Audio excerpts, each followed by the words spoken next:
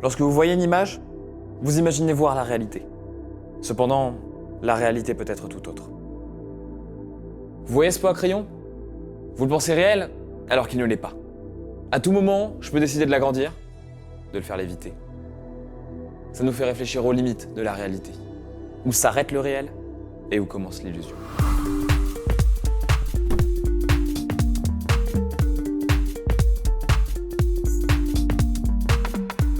Le but de la virtual production, c'est vraiment de créer du contenu 3D rendu en temps réel. On va rendre ces images avec la caméra du coup qui fera vraiment le film voulu à la fin.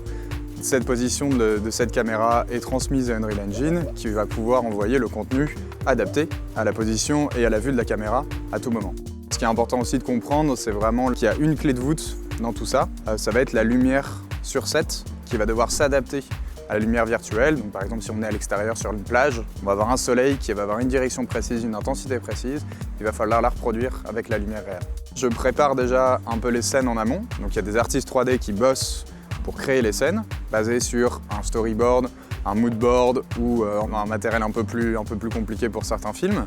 À partir de ces scènes, je vérifie qu'elles vérifient les tech specs, que les images aussi qui vont être générées ont un contraste suffisant, qu'on va pouvoir tirer vraiment de l'information de l'image, parce que sinon on aura un contenu qui sera tout plat et on pourra vraiment rien en faire.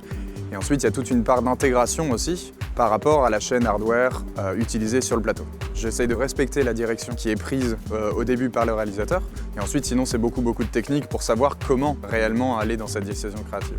Les complications, c'est que forcément, tout le travail qu'on a en fond vert en post-prod, où on a plus de liberté parce qu'une fois qu'on a shooté le contenu, on peut remplacer à peu près ce qu'on veut, il faut qu'il soit rebasculé en pré-prod. Donc ça veut dire que tous les assets 3D, tous les plans de caméra, tout doit être bien pensé en amont pour que le jour du shoot, tout se fasse de la meilleure façon possible. Ça coûte cher, et notamment plus la taille de l'écran est gros, plus ça va coûter cher, mais par contre plus on aura de latitude créative au niveau des shots, des travelling, etc.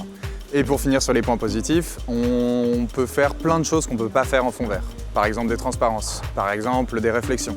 Toutes ces choses-là qui sont presque impossibles, là on peut les faire facilement. Et pour la partie réelle, que ça permet d'avoir ce raccord réel et de confondre en fait le réel et le virtuel. Ça peut être juste un petit bâton, ça peut être un bout d'arbre ou quoi que ce soit, qui va permettre vraiment une immersion du sujet dans l'image et de montrer qu'en fait le XR c'est vraiment plus que juste mettre du virtuel et puis pas savoir vraiment où on est. C'est vraiment tout ça.